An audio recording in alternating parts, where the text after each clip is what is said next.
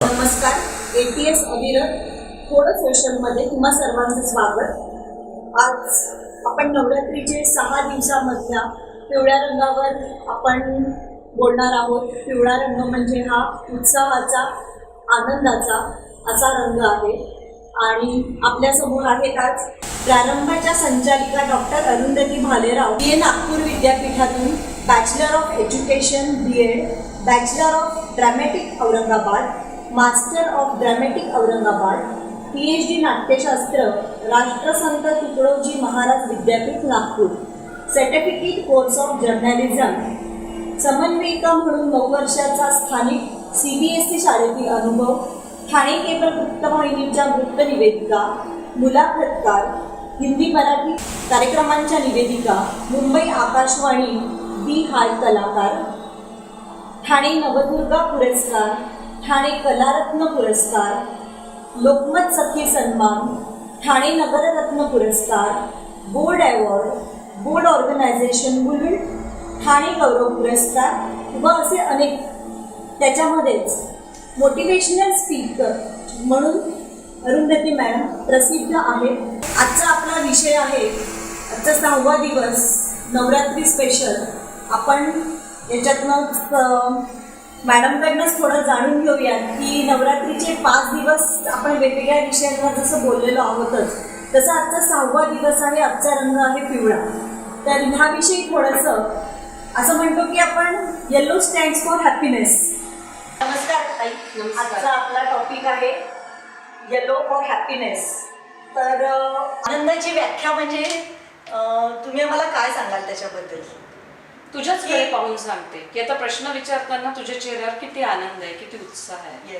त्यांनी तुला छान वाटतंय, ही मुलाखत घेण्यात तुला मजा येते, तो आनंद आहे. तर ज्या ज्या कामातून तुम्हाला आनंद मिळतो, जे करताना तुम्हाला छान वाटतं, जे करताना तुम्हाला मज्जा येते, तीच आनंदाची आणि यशाची व्याख्या. मला असं वाटतं आनंद हा आपल्या मानण्यावर आहे. आपण प्रत्येक छोट्या गोष्टीतून आनंद घेऊ शकतो आणि आपलं आयुष्य आनंदी करू शकतो. काही लोकांना सतत रडायची सवय असते, छोट्या छोट्या गोष्टीत इतकं रडत असतात. मी नेहमी माझ्या अवतीभोवतीच्या रडणाऱ्या लोकांना सांगते की आनंद शोधावा लागतो, तो निर्माण करावा लागतो, तो इतरांना द्यावा लागतो आणि घ्यावा लागतो. पण तो इतरांना देण्यासाठी पहिल्यांदा आपल्याकडे असला पाहिजे ना, मग तो घ्यावा लागतो. अगदी साधी गोष्ट आहे. एखादं आपण गव्हाचा दाणा टाकला मातीत, आपण तो टाकतो आणि जेव्हा आपण ती प्रोसेस बघत जातो की हळूच त्याच्यातनं एक कोंब आला, मग ते थोडासा मोठा झाला, निर्मितीचा किती आनंद मिळतो. आपण आता नवरात्राच्या पार्श्वभूमीवर बोलतोय. नवरात्र हा निर्मितीचा उत्सव आहे, त्यामुळे निर्माण करणाऱ्या प्रत्येक गोष्टीतनं आनंद मिळतो. अगदी आता आपण गृहिणींसाठी म्हणून बोलूया, कारण नवरात्री हा विशेषतः महिलांचा जास्त करून उत्सव आहे. एखादा पदार्थ छान झाला आणि घरच्यांनी तो अगदी आनंदाने मनापासून खाल्ला, तर त्या स्त्रीला खाण्यापेक्षा त्या करण्याचा आणि त्या निर्माण केलेल्या पदार्थाचा जो आनंद असतो तो अवर्णनीय असतो.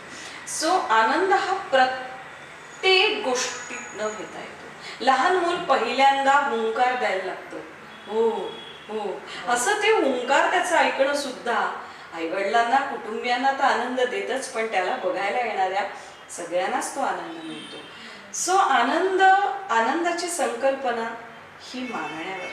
म्हणजे मला सकाळी गरम गरम हातात वाफाळलेला चहा जर आयता कोणी आणून दिला तरी खूप आनंद. मला हॉटेलमध्ये गेल्यावर कधीही हे वाईट आहे, याच्यात चांगलेच नाही याचं असं म्हणावंसं वाटत नाही. कारण मला असं वाटत असतं की त्यावेळेला कोणीतरी आयतं ताट माझ्या समोर आणून दिलंय आणि मला ते आयतं खायला मिळणार आहे. घरी मला करावं लागतं, इथे मला आयतं मिळतंय. सो त्याच्यातही मला आनंद मिळतो. तुम्ही प्रत्येक कृतीकडे, प्रत्येक गोष्टीकडे कसं बघता, तुमची सकारात्मक दृष्टी त्या प्रत्येक कृतीकडे बघण्याची ही तुम्हाला आनंद देत असते. आणि म्हणून तुम्ही त्याच्याकडे बघण्याचा दृष्टिकोन जर बदलला तर आनंद हा प्रत्येक गोष्टीतून मिळतो. लोकलमध्ये फोटसेट मिळाली तरी आपल्याला आनंद होतो. रस्त्यावर मागे उभ्या असलेल्या माणसापेक्षा आपल्याला पहिले रिक्षा मिळाला तर आपल्याला जास्त आनंद होतो. तो थोडा असुरी आनंद जरी असला तरी आपण जिंकल्याचं समाधान असतं त्याच्यात. आता मला जाणून घ्यायला आवडेल की प्रारंभ कुठून झाला आणि प्रारंभ नाव कसं सुचलं किंवा कसं दिलं गेलं. प्रारंभला अंत नाही, त्याचा रोजच प्रारंभ आहे. प्रत्येक नवीन कृतीचा प्रारंभ आहे, प्रत्येक उपक्रमाचा प्रारंभ आहे, प्रत्येक गोष्टीचा प्रारंभ आहे. त्यामुळे प्रारंभाला अंत नाही. अंत जरी प्रत्येक गोष्टीला असला तरी सुद्धा त्या नावातच एक प्रकारची नवीन सुरुवात आहे. त्यामुळे प्रारंभ कला अकॅडमीचं नाव प्रारंभ ठेवावं असं वाटलं. आता प्रारंभाची सुरुवात कशी झाली हा खूप मोठा प्रश्न आहे. खरं तर याच्यातच 1 तासाची मुलाखत होईल, म्हणून मी अगदी थोडक्यात सांगते. प्रारंभ कला अकॅडमीची संस्था कधी झाली हे मलाही कळलं नाही. अरुंधती भालेराव या एका व्यक्तीनं अभिनयाचे वर्ग सुरू केल्यानंतर त्याला संस्थेचं स्वरूप कसं येत गेलं, ते सामाजिक, सांस्कृतिक, शैक्षणिक उपक्रमात अनेक मैत्रिणींच्या माध्यमातून कसं बदलत गेलं. तर परत तेच माझ्या अनेक मैत्रिणींनी मला दिलेली ऊर्जा की निरपेक्षपणे आम्हाला काही नको, पण आपण मिळून एकत्रित काम करूया, सगळ्या मिळून करूया, वाटून करूया, आनंदाने आनंद देऊया, घेऊया. आणि त्या ह्याच्यातनं मग कीर्ती केरकर, मनीषा आचार्य, स्वप्नाली नाखवा, वनिता थोरात जी आता नाही आहे आमच्यात, आम्ही तिला खूप मिस करतो. फार लवकर तिला काळाने तिच्यावर झडप घातली, पण तरीसुद्धा प्रारंभच्या ह्या सुरुवातीच्या संपूर्ण प्रवासात तिचं फार मोलाचं योगदान आहे, जे मला विसरून चालणार नाही. वैशाली कुलकर्णी, आमची शुभदा दांडेकर, वर्षा सबनीस, विद्यावर्तक, किती म्हणून नावं घेऊ, या सगळ्या मैत्रिणींची ऊर्जा, मला असं वाटतं मनीषा शितूत, तर या सगळ्यांच्या ऊर्जेतनं ह्या प्रारंभ कला अकॅडमीची निर्मिती झाली. आणि अजूनही काही संस्था खूप एस्टॅब्लिश झाली आहे आणि आमच्याकडे खूप काही आहे असं काही नाही. आम्ही दर दिवशी संघर्ष करतोय, दर दिवशी धडपड करतोय, दर दिवशी प्रयत्न करतोय. पण एकजुटीने काम करताना मिळणारा आनंद हा आमच्या कष्टांपेक्षा, आमच्या धडपडीपेक्षा, आम्ही एकत्र आहोत, एकमेकींचा आधार आहोत, एकमेकींची शक्ती आहोत, हा खूप मोठा आहे. त्यामुळे प्रारंभ कला अकॅडमीची सुरुवात ही अरुंधती भालेराव ते प्रारंभ कला अकॅडमी अशी झाली असं म्हणायला हरकत. लहान मुलांच्या उपक्रमाविषयी की लहान मुलांना जे आपण प्रोत्साहन देतो आणि त्यांना काहीतरी शिकवण्याची जी एक तुमची कला आहे, तर त्याच्याविषयी ऐकायला थोडं आवडेल. बरोबर, आपण कितीही मोठं झालो तरी आपल्याला लहानपण देगा देवा मंगी साखरेत जावा असं आपण म्हणतो. लहान म्हणजे आजही आपण मोठं झालो तरी आपल्याला आपले बालपणीचे फोटो बघण्यात खूप मजा येते. ही लहान मुलं जी आहेत ना, ही खरी माझ्या ऊर्जेचा स्रोत आहेत.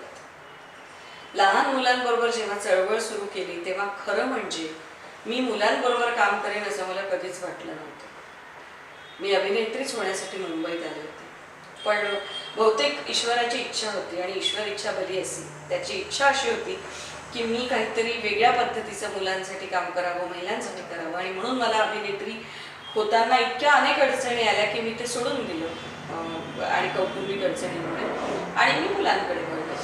मला वाटलं नव्हतं मी मुलांमध्ये इतकी रममाण होईल, पण मग हळूहळू तो माझ्या आयुष्याचा एक भाग झाला आणि मुलांबरोबर काम करताना मला प्रचंड आनंदही मिळतो, मला खूप ऊर्जा मिळते. सगळ्यात महत्त्वाचं ते कुठल्याही प्रकारचं, जसं आई मुलावर अनकंडिशनल प्रेम करते तसं अनकंडिशनल प्रेम मुलं माझ्यावर करतात. आणि मी कितीही मोठी झाली असले वयाने आता तरी ते मला ताई म्हणतात, त्यामुळे ते पुन्हा मला तरुण ठेवतात.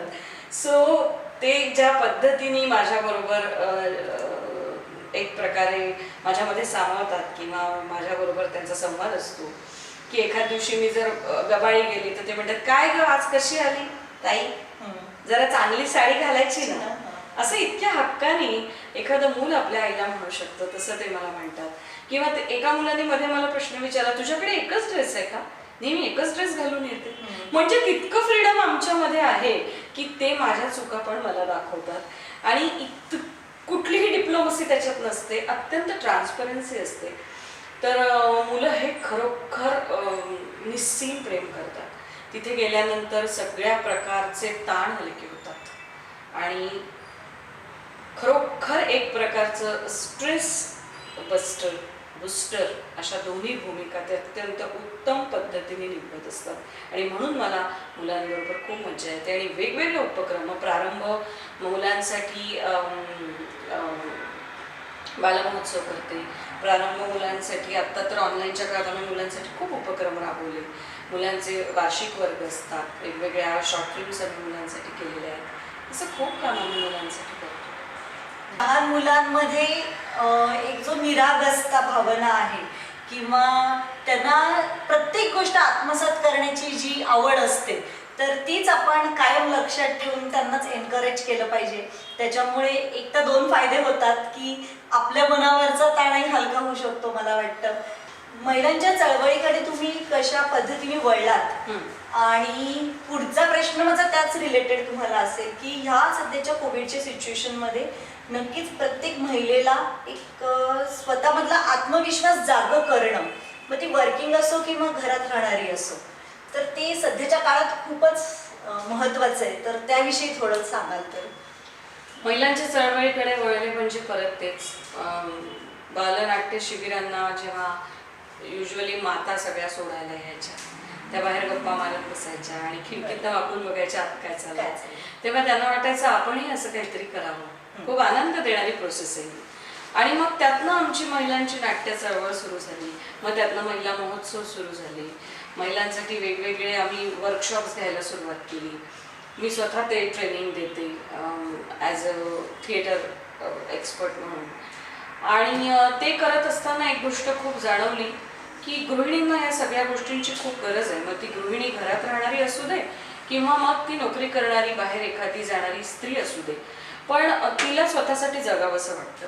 बरेचदा असं होतं की शाळेत महाविद्यालयीन आयुष्यात खूप काही केलेलं असतं, पण नंतरच्या काळात ती इतकी संसारात गुंतून जाते, रमून जाते, मुलं मोठी होऊन जातात, तेवढून जातात, नवरा त्याच्या व्यापात असतो आणि मग तिला वाटतं की आता मी माझ्यासाठी घटका दोन घटकात जगलं पाहिजे. त्यावेळेला तिला कळत नाही की आता सुरुवात कुठून करावी. अशा ह्याच्यात असं वाटलं की ज्यांना उत्तम अभिनय करता येतो त्यांना सगळे संधी देतील, पण ज्यांनी कधी रंगमंचावर पाऊल ठेवलं नाही किंवा ज्यांनी खूप 40 वर्षात 35 वर्षात ठेवलं नाही अशांना नाटक शिकवून नाटक करायला लावण्यात जास्त गंमत आहे. कारण world is stage and we all are actors असं शेक्सपियर म्हणतो. आणि वस्तुस्थिती आहे, आपण जीवन जगताना सगळे नाटकच करत असतो. आज कोविडच्या या महामारीने तुझ्या माझ्या आपल्या सगळ्यांच्या मनामध्ये भीती आहे, पण तरी मुलाखत देताना आपण दोघी पण हसतोच आहे. हे आपण एक प्रकारचं नाटकच करतोय ना. तर हे नाटक सगळेच करत असतात.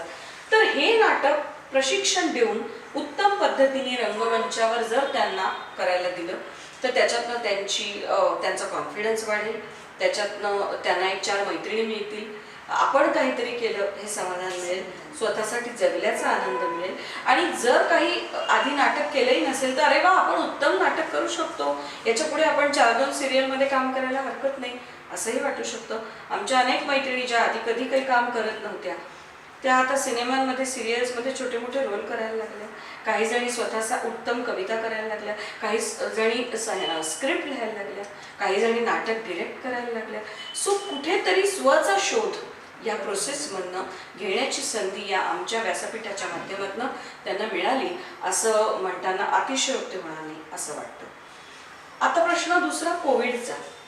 तर मला कल्पना आहे की बाहेर जाणारी स्त्री ही बाहेर गेल्यानंतर 5-6 तास घरापासून दूर असते, ती तिच्या व्यापात कामात रमते, पण सतत जर तुम्ही पूर्ण वेळ फक्त घरात असाल आणि त्या काळात आपल्याकडे आपल्या मदतनीस नव्हत्या की ज्या आपलं घर राखण्यामध्ये भांडे धुणं म्हणा, लादी पोछा करणं म्हणा, स्वयंपाक करणं म्हणा, या सगळ्या मदतनीस यांची आपल्या आयुष्यात एक अविभाज्य अशी गरज झाली होती आणि आपण ते करूच शकत नाही हा एक प्रकारचा आपण स्वतः ओढवून घेतलेला ओव्हर कॉन्फिडन्स होता. त्या काळात तेही कळलं की आपण तेही करू शकतोय, आपल्याला हे सगळं करता येतंय, किंबहुना करावं लागतंय आणि करू शकतोय. तर या मदतनीस महिलांचं महत्त्वही आपल्याला कळलं ह्या निमित्ताने की त्यांच्यामुळे आपल्याला किती आराम मिळतो. अशी सक्तीची 4-5 महिन्याची रजा आपण त्यांना पगारी दिली नसती, पण बहुतांश घरी म्हणजे 60% घरांमध्ये 6 महिने, 5 महिने, 4 महिने पगार देऊन त्यांना रजा देण्यात आली. मला असं वाटतं, खूप आनंद वाटतो मला की त्यांना त्यानिमित्ताने आराम मिळाला.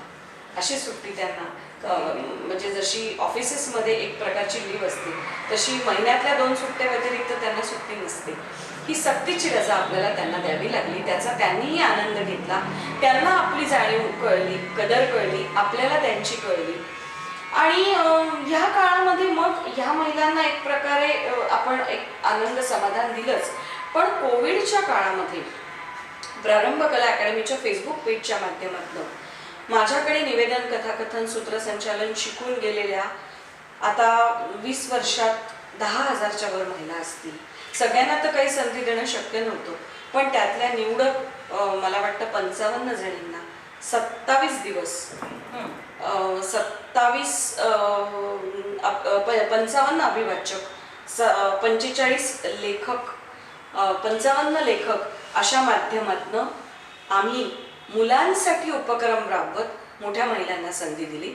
आणि मुलांना आवडतील अशा उत्तमोत्तम कथा, मग त्या आसामी भाषेतल्या असू दे, गुजराती भाषेतल्या असू दे, कन्नड असू दे, मराठी असू दे, इंग्लिश असू दे, पण त्या अनुवादित कथा आमच्या सगळ्या माझ्या एज ग्रुपच्या, माझ्यापेक्षा मोठ्या 70च्या 80च्या अशा सगळ्या पास झालेल्या आमच्या मैत्रिणींनी कथा अभिवाचनातनं त्या कथा रोज 2-2 कथा 27 दिवस सादर केल्या. त्याच्यातनं मुलांना एक वेगवेगळ्या कथा माहिती झाल्या आणि मुलांबरोबर पालकांनी सुद्धा ते खूप एन्जॉय केलं. या महिलांना व्यासपीठ मिळालं, त्यांना एक उत्तम संधी ऐकायची मिळाली. अनेक गोष्टी वाचलेल्या नव्हत्या, त्या गोष्टी अभिवाचनातनं त्यांच्यापर्यंत पोहोचल्या. आणि मला वाटतं गोष्ट ऐकायला वय लागत नाही. आजही मला गोष्ट ऐकायला आवडतं. गोष्ट ऐकायला कोणत्याही वयात आवडतं. तर ती संधी या निमित्तानं श्रोत्यांना मिळाली आणि माझ्या सगळ्या मैत्रिणींना मिळाली. मनातली जी सुप्त इच्छा असते तर ती कुठेतरी पूर्णतेकडे नेण्यासाठी तुम्ही नक्कीच मदत करतात. आणि तो जो आनंद आहे स्त्रियांचा तो खरंच खूपच अवर्णनीय आहे असं मला वाटतं. म्हणजे तू आता म्हणालीस तसं की त्याच्यानंतर किती जणींनी मला फोन करून सांगितलं की इतकी मरगळ आली होती मला लॉकडाऊन मध्ये, माझा कॉन्फिडन्स गेला होता, डिप्रेशन आलं होतं, पण कुठेतरी ऑनलाईन आपण काहीतरी सादर करतोय आणि लोक आपल्याला बघतायत, ह्या कल्पनेने आम्हाला खूप आनंद झाला आणि ती मरगळ आमची दूर झाली. सो तो त्यांचा आनंद हा माझ्या आनंदापेक्षा कितीतरी पटीने माझ्या दृष्टीने महत्वाचा. आता जसं मुलांबद्दल झालं, मोठ्या स्त्रियांबद्दल झालं, तसंच आत्ताची जी खरी जनरेशन आहे, तरुण पिढी, तर ते पण नाही म्हटलं तरी थोडेफार घरात राहून कंटाळलेत म्हणा, हे झालेत, नाराज झालेत, शिक्षण ऑनलाईन चालली आहेत, बाहेर जाता येत नाहीये. तर त्यांना जरा एनकरेज करण्यासाठी किंवा असा काहीतरी मला तुम्ही स्पेशल खास त्यांच्यासाठी असा एक खास मेसेज द्या की मुलांना मला ना तुम्ही सगळी तरुण जी जनरेशन आहे त्यांचा खूप हेवा वाटतो. कारण तुम्ही ज्या शतकामध्ये आहात त्याच्यामध्ये प्रचंड एक्सपोजर आहे. तुम्हाला वेगवेगळी क्षेत्र खुणावत आहेत. इतकं तुमच्यासाठी मुबलक प्रमाणात वेगवेगळे दालन तुमच्यासाठी उघडल्या गेलेले आहेत. मग ते कलेच्या माध्यमातून असो, वेगवेगळ्या क्षेत्रात तुम्ही काम करू शकता. तुमचे आईवडील तुमच्या सगळ्या हौशी पुरवतात. तुम्हाला फॉर्च्युनेटली सगळं मागितल्याबरोबर मिळतंय. तुमच्या पिढीकडे खूप ऊर्जा आहे, खूप उत्साह आहे.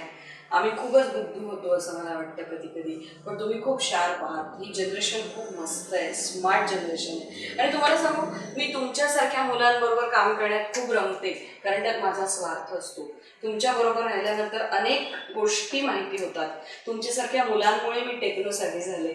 सो मला असं वाटतं की आत्ता जो लॉकडाऊनचा हा काळ आहे हा कुठेतरी थोडा निराश करणारा जरी असला, तुम्ही घरात आहात, तुम्हाला कदाचित गर्लफ्रेंड बरोबर, बॉयफ्रेंड बरोबर बाहेर जायला मिळत नसेल, तुम्हाला बाहेर जायला मिळत नसेल, मज्जा करायला मिळत नसेल, हवं तेव्हा हॉटेलिंग करायला आत्तापर्यंत मिळत नव्हतं, पण मला असं वाटतं हा जो काळ आहे याचं सोनं करून घ्या. कशासाठी? स्वतःचा शोध घेण्यासाठी. आपण आपल्या आयुष्यात नक्की काय करायचंय, ते मिळवण्यासाठी आपल्याला काय करायचंय याचा विचार करायला, स्वतःचं आत्मचिंतन करायला. तुम्ही म्हणाल काय आम्हाला तत्वज्ञान शिकवतं, पण खरं सांगू, पुढच्या आयुष्यात जेव्हा हे सगळं सुचतं तेव्हा वेळ निघून गेलेली असते. आणि मग हातात काही फार उरत नाही. तर ही तुमच्या वयाच्या दृष्टीने योग्य फेज आहे, वेळ आहे, जिथे तुम्ही स्वतःचं आत्मसंशोधन करा. मी कुठे कमी पडतोय, मी काय करायला पाहिजे, मला नक्की काय करायचं आहे, आणि ते करण्यासाठी मला कशा पद्धतीने पुढच्या स्टेप्स करायच्या आहेत. मी तुम्हाला एक छोटीशी 2 ओळीत एक सूचना करते. तुम्हाला जे करावंसं वाटतं ते कुठेतरी एखाद्या वहीमध्ये नोट डाऊन करून ठेवा, की माझ्या आयुष्यात मला हे करायचं आहे. तुम्ही बांधील राहाल त्याला, की हे मला करायचं आहे. किती साली करायचं आहे हे सुद्धा लिहून ठेवा. म्हणजे काय होईल, तुम्ही तुमची कमिटमेंट स्वतःबरोबर जितकी राहील तितकी त्या वहीबरोबर सुद्धा राहील. आणि ह्या काळात भरपूर पुस्तकं वाचा. हल्ली खूप वाचन मुलांचं कमी झालं आहे. वाचलं तरी इंग्रजी साहित्य जास्त वाचतात. इंग्रजी इतकं सुंदर साहित्य मराठीत सुद्धा आहे, हिंदीमध्ये आहे. जरूर वाचा, वाचाल तर वाचाल. आज खरंच खूप छान दिलखुलास गप्पा मारल्यासारखं मला खूप छान फील आला स्वतःला. आणि ज्या काही गोष्टी तुमच्याकडनं ऐकल्यात यंग जनरेशनसाठी म्हणा किंवा त्यांच्यासाठीचा एक स्पेशल संदेश महिलांसाठीचा आणि मुलांसाठीचा, तर तो अतिशय उपयुक्त ठरेल नक्कीच सगळ्यांसाठी. आणि अविरतच्या टीमतर्फे आमच्या सगळ्यांतर्फे तुम्हाला खूप खूप शुभेच्छा पुढच्या वाटचालीसाठी. आणि आता मात्र खरंच मनापासून धन्यवाद. Thank you so much. खरं म्हणजे